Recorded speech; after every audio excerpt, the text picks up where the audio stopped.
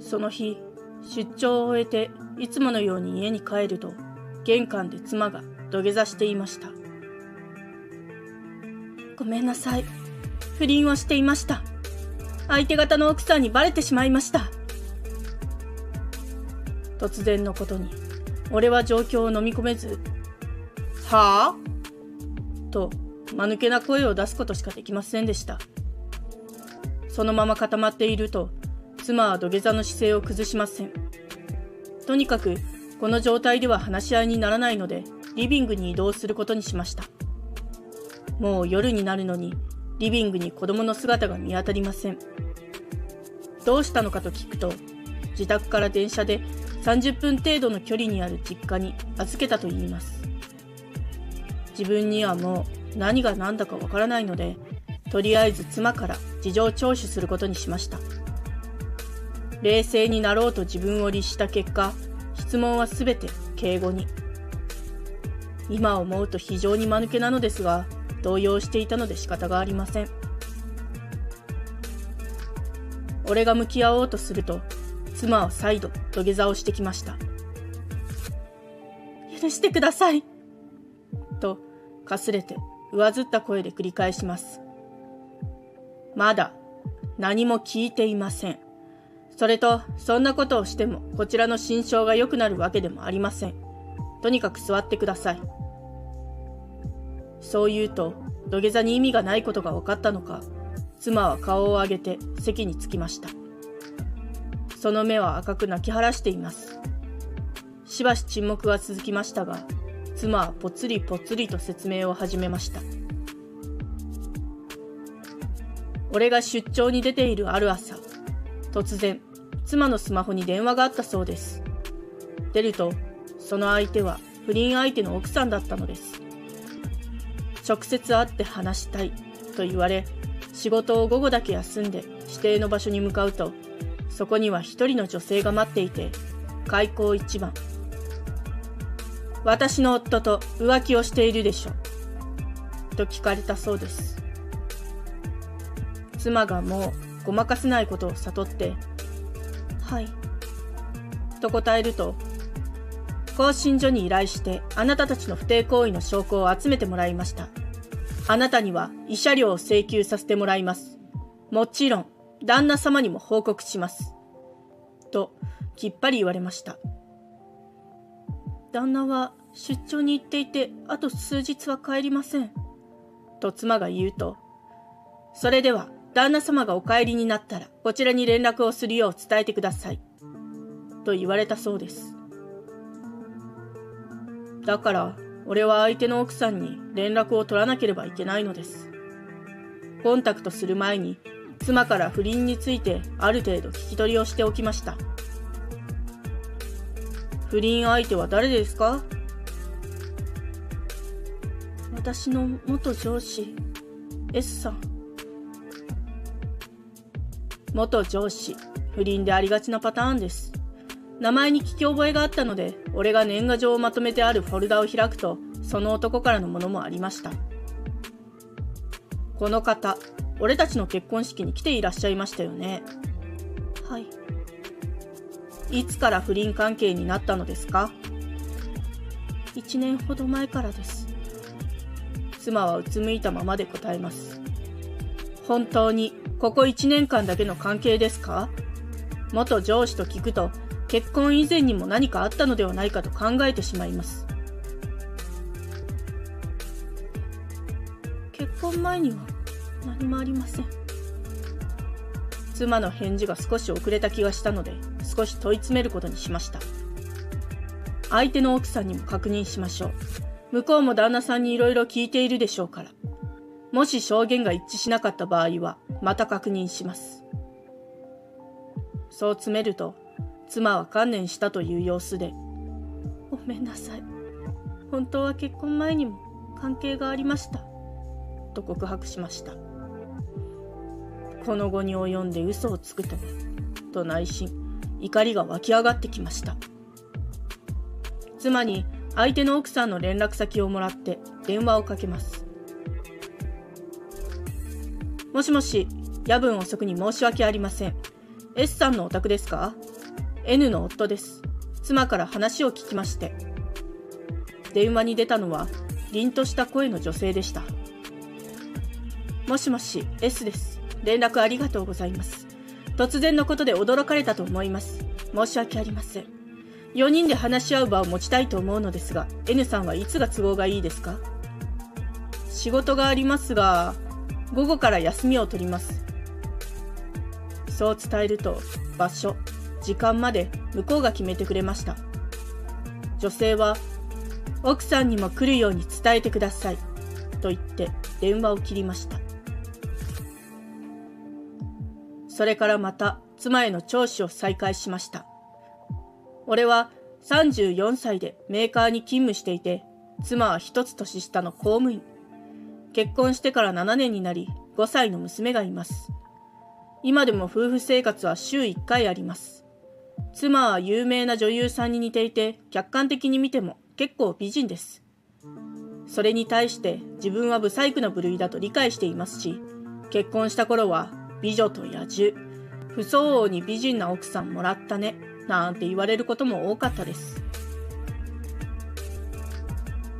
不倫をしてしまった原因は何なのでしょうか？わかりません。僕に原因があったのでしょうか？ないと思います。それでは今後どうしたいのですか？わかりません。またわかりませんかいと思いつつ質問を続けます。僕とは離婚して相手と結婚したいのですか？離婚は嫌。別れたくないです。どうしてですか？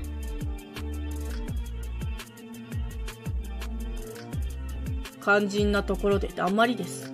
不倫をしておいて別れたくないという人の気持ちがわかりません。僕のことを愛していないのなら婚姻関係を続ける意味はないと思いますが。そんなことない。あなたを愛してる。それではなぜ不倫をしたのですか？話になりません。妻の話には全く筋が通っておらず、許してほしいと繰り返すだけなのです。普通は僕と離婚してから相手と結ばれるものではないですか？離婚したくないの。お願い。僕にどうしてほしいのですか？あなたの好きなようにしていい。では、僕が離婚したいと言えば、その通りに従うということですか？離婚は嫌。離婚はしたくないのに、僕の好きにしていいとはどういうことなのでしょうか？なぜそんなにも離婚を拒むのかわかりません。不倫の間、子供はどうしていたのですか？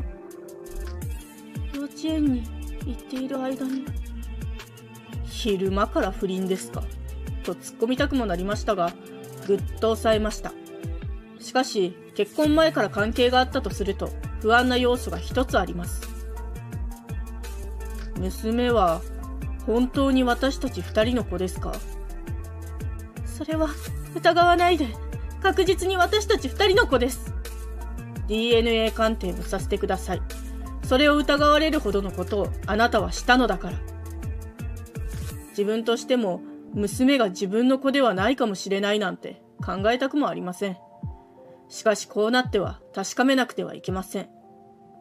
それを聞いた妻はテーブルに突っ伏して泣き出しました。その後は泣きながら不倫についての説明をしてくれました。結婚前から関係を持っていたが、俺との結婚を機に一度は関係を断ったこと。娘が幼稚園に上がる頃、また元上司との不倫関係が再開したこと。行為を行っていたのはホテルかこの自宅だと。この家が不貞現場になったということを聞いて、俺は無意識に趣味のワインセラーに目をやりました。もしかして、あれにも手をつけたの？はい。ごめんなさい。俺はため息をつきました。確かに何本か減っているような気がします。なぜ今まで気がつかなかったのでしょうか。その調子で聴取を続け、気がつけば3時間が経っていました。風呂に入って寝たいと思いましたが、寝室で不貞行為が行われていたのなら、この家で寝るのは抵抗があります。妻に、とりあえず出ていくからと告げ、スーツや生活用品、寝袋などを持ち、俺のいない間にお金を使い込まれるなんてのはごめんなので、通帳と印鑑も持っていくことにしました。また、残りのワインを飲まれるのも尺に触るので、すべて流しに開けていきました。今思えば不倫が判明した時点で、不倫相手がこの家に来てワインを飲むことなどありえないのですが、その時の俺はどうかしていました。どこかで、この家にはもう戻らないと感じていたのです。その間妻は、ごめんなさい、行かないでとすがりついてきたけれど、すべて無視です。貴重品、大切な書類、着替え、スーツの替え、さらにお気に入りのワイン2本とチーズを抱えて車に乗り込み、その夜は国道沿いに車を止め、ワインを飲みながら車中泊をしました。翌朝には会社に出勤し、出張の報告書類を提出しました。そして、これからの話し合いのために IC レコーダーを借りてきました。午後は休みを取って相手方の奥さんから告げられた面談場所に車で向かいます。伝えられた場所にはすでに妻が来ていました。明るい場所で見ると髪はボサボサ、目の下のクマがひどいのが分かりました。とはいえ、俺も昨日は車中泊で風呂に入っていないので、お互いひどい見た目です。少し待つと相手夫婦が現れました。元上司だという男は少し若作りな印象を受けますが、色黒で俺なんかよりずっとかっこいい。奥さんは気の強そうな印象を受けるシャープな美人。どちらも身につけているものは高級そうに見えました。席に着くと俺と奥さんとで、私の妻がご迷惑をおかけして、いえいえ、私の夫が、というテンプレの挨拶を交わしました。とりあえずは当人たちは別席に隔離して、俺と奥さんで話をすることにしました。まずは、お互いが聴取した内容に相違がないか確認し、今後どうするかを話し合います。俺が、私たちはもう無理だと思います、と伝えると、奥さんは、私たちは離婚を来年まで保留します、と言いました。何かお金の問題があるのだろうと推察しました。申し訳ないですが、N さんの奥様に慰謝料請求を内容証明で送らせていただきます。こちらも旦那様に慰謝料を請求させていただくことになると思います。奥さんは無言でうなずいて、あと、書面で奥様には退職を要求させていただきます、と続けました。職場から発展した不倫ですから仕方のない話です。私は離婚して妻の職についてはとやかく言う立場ではなくなりますから、奥様のしたいようになさるのがいいと思います。そう伝えると、奥さんは重々しくうなずきました。次に、俺と不倫相手の元上司、妻と奥さんで話し合いです。向き合うや否や、男は俺に土下座してきました。昨日も突然土下座されたなぁと既視感を覚えながら、顔を上げてくださいと呆れ半分で言い、妻と同じように聴取しました。最後に4人で話し合いです。再度、どういう経緯で不貞に至ったかを確認しました。妻は途中からおえつを漏らすばかりで何も言えなくなってしまったので、ほとんど男が答えていました。昼下がりのレストラン、優雅にランチをとっているマダムには、格好の注目の的だろうなぁ、なんて他人事のように思っていました。2時間ほどで面談は終わり、相手夫婦は退席しました。俺は昨晩車で食べたチーズから何も腹に入れてないと気づいたので、レストランのセットメニューを注文しました。妻は何も言わず、泣きながら横に座っていました。料理が届いても横で泣いているばかりなので、先に帰ってもらっていいですよ、とパスタを巻きながら告げると、私が実家に戻って家を開けますから、戻ってきてください、と言います。でも、あの家でもしたんでしょ？気持ち悪くて変えられるか。それを想像した途端、胃のものがせり上がってくるような感覚がして吐いてしまいました。それを見た妻はまた泣くばかりで、俺は店員さんに平謝りしてお金を置いて逃げるように退散しました。レストランには迷惑をかけてばかりで本当に申し訳ないです。仕方がないので車に移って話し合いをしました。この1年間、あなたは好き勝手にしていたのだから、最後くらい私に決断させてください。最後って何？やだ、別れたくない。どうして私の好きにさせてくれないのですか？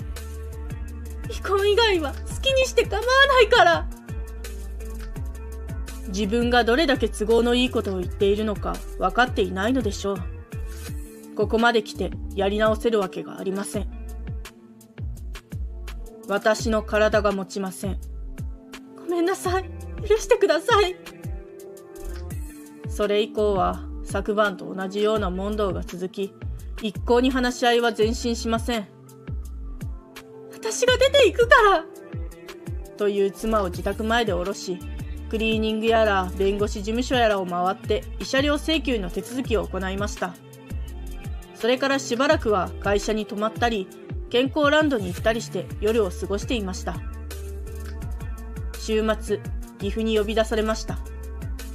久々の自宅で、俺、妻、岐阜で向き合うと、また土下座をされました。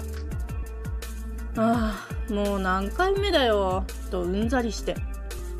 私は離婚の方向で考えています、と伝えると、また横にいた妻が大泣きし、手がつけられなくなったので、岐阜に連れ帰ってもらいました。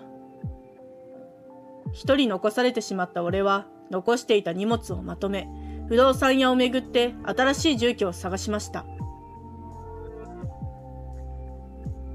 その日、岐阜から連絡をもらったという両親から連絡があり、説明に1時間を要しました。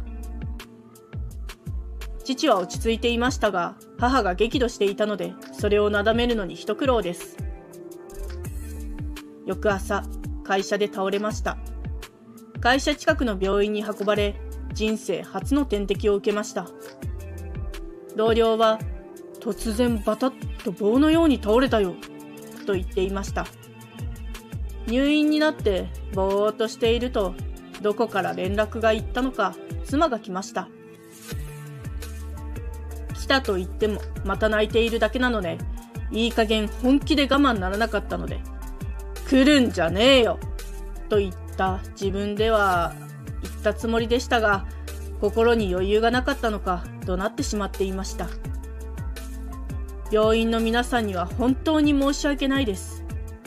この件で俺が車中泊、住所不定の状態であることが会社にバレて、とりあえず社員寮に入ることになりました。現在は離婚協議中です。親権は妻になり、養育費月3万円を支払うことになります。家は妻の実家が買い取り、財産分与と慰謝料が相殺になります。親権は取りに行きませんでした。DNA 鑑定もまだしていません。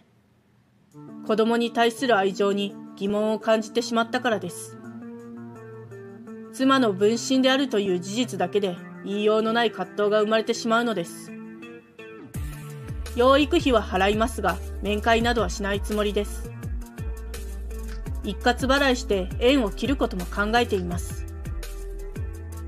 子供に対して冷たすぎるかもしれませんが、こちらも心に傷を負った身です。その後、俺は無事に引っ越ししました。築1年半の家の資産査定が終われば、晴れて離婚成立です。聞いた話によると、相手の男はどこかに転勤になったようです。妻は退職せず、実家から通勤しているようです。この2ヶ月半、激動の日々でしたが、これから新しい生活が待っていると信じて、頑張っていきます。